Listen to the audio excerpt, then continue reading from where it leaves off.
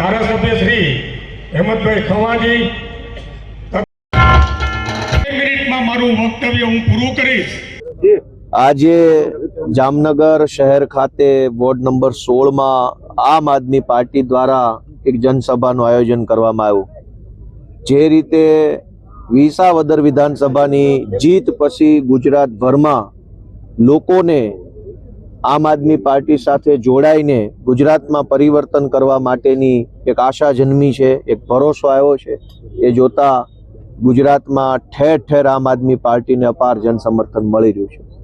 છેલ્લા ઘણા સમયથી ગુજરાતના લોકો ભાજપના કુશાસન અને તાનાશાહીથી ભયંકર કંટાળેલા હોવા છતાં પણ કોઈ સારો વિકલ્પ ન હોવાના કારણે મજબૂરીમાં બીજેપીને મત આપવો પડતો હતો।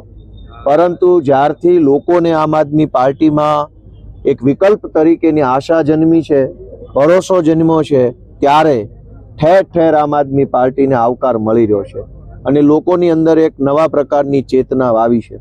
આજે જામનગરમાં આમ આદમી પાર્ટીની આ સભામાં ખૂબ સારી એવી જનસંખ્યામાં લોકોએ ઉપસ્થિત રહી આમ આદમી પાર્ટીની વાત સાંભળી અને આવનારી મહાનગરપાલિકાની ચૂંટણીમાં ખૂબ સારી રીતે આમ આદમી પાર્ટીને જનતાના આશીર્વાદ મળે એવા પ્રકારનો આજે આ કાર્યક્રમ થયો છે। ત્યારબાદ હાજીભાઈ રિઝવાનને હું વિનંતી કરીશ કે તેઓ ગોપાલભાઈનું ફૂલહારથી સ્વાગત કરશે। આસન ગ્રહણ કરો, પધારો અને બેસો।